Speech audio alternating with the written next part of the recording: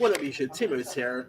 Since I'm doing my reviews for the James Bond movies because of No Time to Die, here's my review for License to Kill. Now, this was actually the last Bond movie to be released in the 80s, and it was also the last Bond movie to be directed by John Glenn, and it was also Timothy Dalton's last portrayal Bond until, Pierce Brosnan ended up getting the role.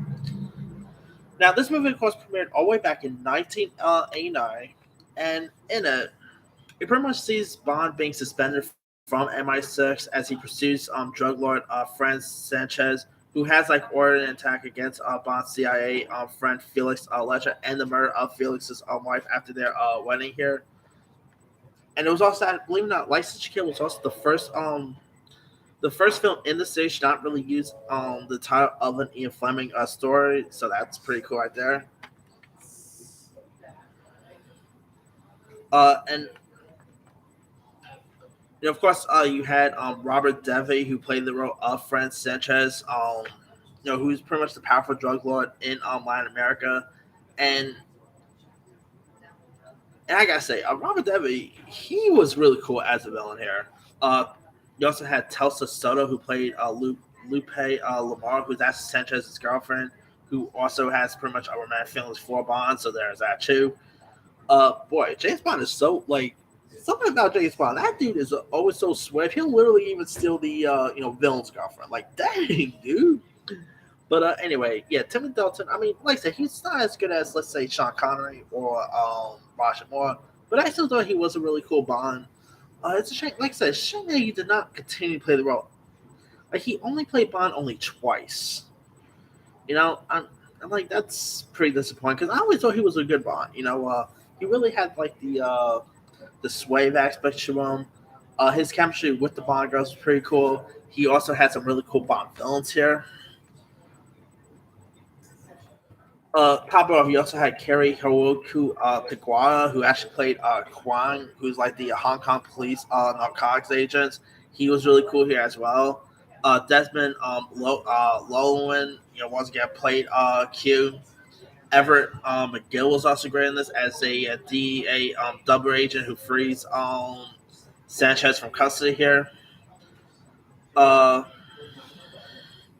I kid you not, you even had famed singer Wayne Newton had a little cameo in this.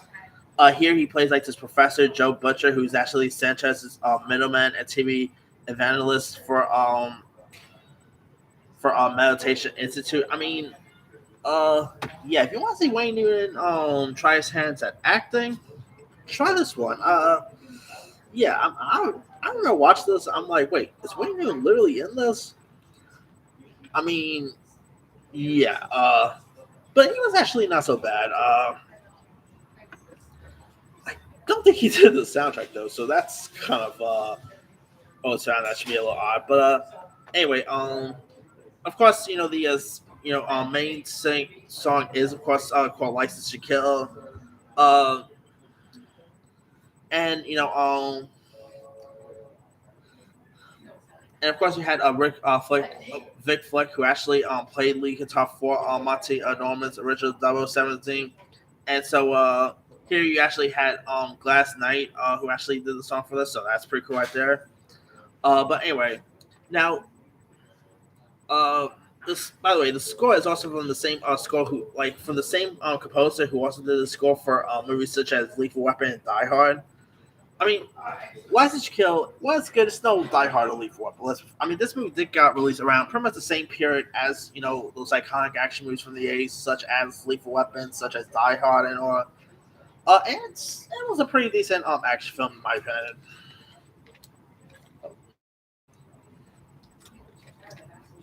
Like Robert Devey, definitely a top tier Bond villain. I know he was so good in this movie. John Glenn, his his final directing in the Bond movies was pretty cool. Telsa Soto playing pretty much playing the one of the Bond girls is really cool. Carrie Lowell playing another Bond girl was really. I mean, yeah, they always get multiple Bond girls for these movies, Anyway, he's of course this is maybe one of the most underrated Bond movies in my opinion. Timmy, like I said, Timmy Dalton, he definitely had some really, he definitely did have some major shoes to fill, especially after the likes of Sean Connery and Roger Moore. So he had loads of shoes to fill here, but he still did a decent job here. I mean, like I said, this was his second and final portrayal of Bond, and he still nailed it every inch. The performances by Robert Devi was great. He pretty much like revised the cool and detachment of the Connery years, which I thought was really cool. Uh, yeah, the action and violence of this thing is pretty decent. Uh, you you even had the young Benicio del Toro was also in this movie too. So like this was actually one of Benicio del Toro's like first early films, believe it or not. Here he played like the role of Sanchez's henchman. Of course, Del Toro will later go on to appear in movies such as Traffic. Uh, he's been in loads of other iconic stuff over the years as well. I mean, Guardians of the Galaxy was in. Benicio del Toro is the man. I've always loved that dude. And him, like, I believe this like was one of his first like movies. If I'm not mistaken, I gotta double check that. But I think this was like, yeah, one of his like first early films, I should say. And I think he still nailed it. I mean, like I said, some of the best characters in Bond movies are henchmen. And Benicio del Toro, of course, he ended up pretty much filling the shoes of other cool henchmen, whether it was Jaws, whether it was Dolph Lundgren, and he nailed it here. I mean, License to Kill definitely is really fun. It's entertaining. So if you guys have not really seen it, give it a go. And of course, tomorrow I'll be talking about the Pierce Brosnan Bond movies. Anyway, let me leave you guys. What are your thoughts on License to Kill? Were you a fan of it? Were you not a fan of it? Where does the film rank on your favorite Bond list? Drop comments below. Don't forget to like, subscribe, hit that bell for more notifications. This is Henry Sayao.